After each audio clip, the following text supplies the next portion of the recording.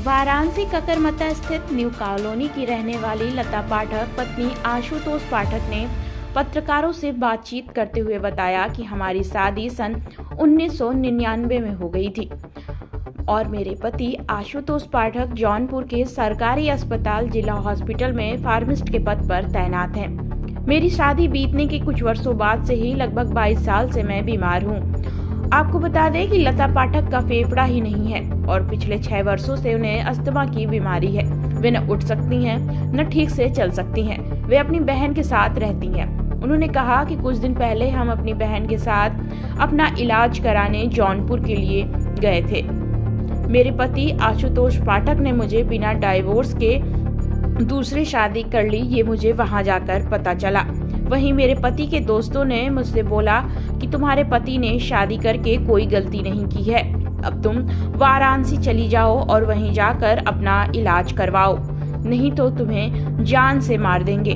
हमारी पहुंच बहुत ऊपर तक है। देखिए हमारे संवाददाता ओम प्रकाश पटेल की रिपोर्ट। अपना नाम बताइए।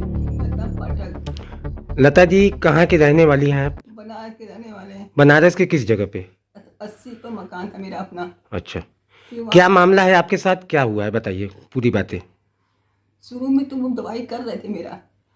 मामला कहाँ से क्या हुआ है वो बातें बताइए। मेरा शादी हुआ 1999 में, उसके 2 साल बाद 2 या 3 साल बाद बीमार पड़ गए तो उन लोग ले गए थे लीलावती हॉस्पिटल। पापा भी पैसे से हेल्प किए थे, लेकिन वहाँ से लाके 2 या 3 महीना रखे होंगे और 2003 में लाके मेरे पापा बस पटक दी। मेरे पापा कहा भी रहते हमसे नहीं हो पाएगा सुनील, क्योंकि मैं 2 अटैक हो चुका है और मेरी एक बेटी है कुंवारी, उसका शादी करेंगे फिर उसको संभालेंगे। लेकिन पहले से पापा के 2 बच्चे मर चुके थे तो उनको नहीं रहा गया और ले आए।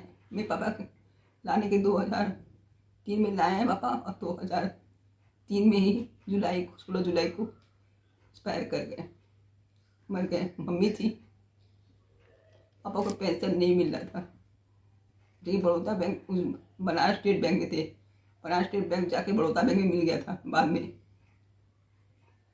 तो मेरी मम्मी को पेंशन नहीं मिल रहा था। तो पहले 2000 देते थे, फिर 3000, फिर 4, 5, अब देते तो 14000 दे रहे थे हैं। और इससे कहते थे कि तुम अब भी करो। हमें इसकी शादी हुई तो इसका डिवोर्स हो गया ना, तो हम इससे कहते थे उससे कि बब्बी की शादी में कर देते हैं। तुम कभी नहीं कहता था मत करो, कहता था शादी कर लेगी तुम्हारी बहन है, उसका देखभाल कौन करेगा, हम यहाँ देखभाल नहीं कर पाएंगे, या हम नौकरी करें या कौन ये बात कौन बोलता था? आशुतोष पाठक। आशुतोष पाठक कौन है? मेरे पति हैं। अच्छा, तो कहते थे हम देखभाल करेंगे, या इसको बहुत प्यार से रखते थे, समझा के फुसला के। तो ये कहती भी थी इतना हमसे प्यार से बात करते हैं, कुछ तो काला है। हम कहे क्या काला है पप्पी, तुम्हारी बेटी है ही और उनको शादी तो किए नहीं है। कहती नहीं कर ली, हम कहे नहीं किए, क्योंकि हमसे भी प्यार से बात करते थे। अब कब शादी की हमको खुद ही नहीं पता, और मैं तबीयत खराब। जैसा कि उन्होंने बताया कि हम कब शादी किए कब नहीं किए, कुछ नहीं बताया। और शादी कोई दूसरी शादी करने के लिए जो कि डिवोर्स वगैरह पेपर वगैरह होता है, क्या कुछ ऐसा कुछ हुआ आप लोगों को? कुछ नहीं, अभी डिवोर्स की शादी करनी है। और उनके दोस्त हम, ये जानकारी आपको किसके माध्यम से हुई कि उन्होंने शादी कर लिया है? जब वहाँ हम गए हैं जौनपुर, मेरी तबीयत खराब अधिक हो गया इधर बीच, तो हम इससे कहें चलो हमको पहुँचा दो। किनके साथ आप जौनपुर गई थी? ये अपनी बहन के साथ। अच्छा, वो आपकी बहन है? हाँ, ये मेरी बहन है। ठीक है, उसके बाद क्या हुआ? तो हम कहें कि वहाँ पहुँचा दो अब, क्योंकि इससे भी हो नहीं है तो उसकी बेटी है, पालना है पोसना, नौकरी भी करती है, तो क्या क्या करेगी। तो हमको वहीं हमको पहुँचा दो, अब वो करें। तो वहाँ गए तो पता चला कि इनकी शादी हो चुकी है, 2 बच्चे के बाप भी है। ये बात भी खुद ही उनके दोस्त भी कबूले और कहें कि क्यों नहीं शादी करेंगे, तुम लोग क्यों गई वहाँ, ये पैसा दे रहे थे ना, हैं पैसा दे रहे थे, तमाशा करके आई हो तुम लोग, तो वो कहाँ तमाशा करेगी, वो तो हमको संभाल ही रही थी ना, उसकी जिम्मेदारी हम नहीं ना बब्बी के, अपनी बहन की जिम्मेदारी है हमें नहीं ना, जिम्मेदारी किसके हैं, आशुतोष पाठक की जिम्मेदारी, तो उसी वही जिम्मेदारी निभाएंगे ना। जैसा कि आपने बताया कि आप लोग जौनपुर गई और वहाँ पे इस तरीके की आपको बात सामने आई, हाँ तो आप जो है कि इस शिकायत को लेकर थाने पे गई शिकायत करने? थाने पर गए थे, तो थाने वाला ये लेके गई थी हमें। अच्छा, जैसा कि आपने बताया कि आप जौनपुर गई, वहाँ आपका इलाज वगैरह? वहाँ गए तो जिला हॉस्पिटल में भर्ती कर दिए सब। कौन भर्ती किया? ये भर्ती की, ठीक है, उसके बाद? और ये चली गई पुलिस वाले, पुलिस वाले इससे मोबाइल में छीन के और उसे पकड़ के मारने पीटने लगे, इसका कान का भी देखिए छीन लिए हैं, गले का भी छीन लिए हैं, सोने का था देखिए। मतलब आपके कहने के अनुसार वहाँ आप थाने पे गई थी, तो थाने में आपके साथ? हम होश में थे ही नहीं, हम तो बीमार थे और बेहोश में हालत में थे। अच्छा, वो बेहोशी क्या तो थाने पे सुनवाई हुई कि नहीं, इस बात की आपको जानकारी किसने दी? इसी नहीं दी हमें। आगे आप क्या चाहती हैं इसमें?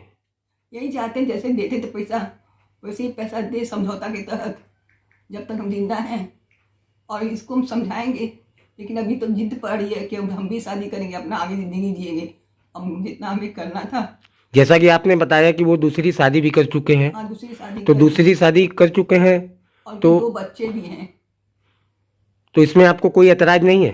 नहीं, हमको क्या, अब किसी लायक हैं हम?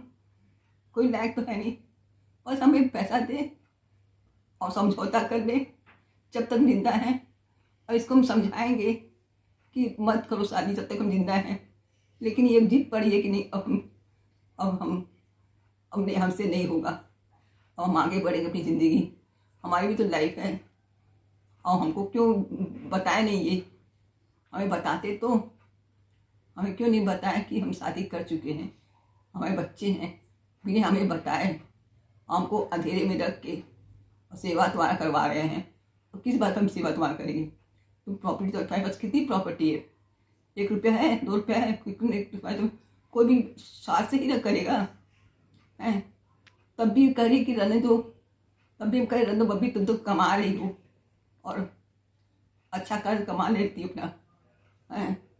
अपना देखना, और जब तक इतना बड़ी बहन है, माँ समान होती है, और करना तो कही कि नहीं पहले हम शादी करेंगे और उसके बाद उस आदमी से बात करेंगे, फिर तुम्हें अपने पास हम रखेंगे, हैं? तो हम ये सोचते जिसे समझौता पहले से दे रहा था पैसा, उसे पैसा होते हमें, और सीधा सीधा मतलब आपका ये कहना है कि जो हमको खर्च मिलते थे, हाँ। वो हमें खर्च देते रहे, हाँ। उसमें हम अपना जीवन यापन कर लेंगे, अपन जीवन यापन कर लेंगे, और इकट्ठा कोई पैसा हमें जमा कर दे, क्योंकि मेरा कोई क्यों करेगा भैया, क्यों कोई मेरा करेगा?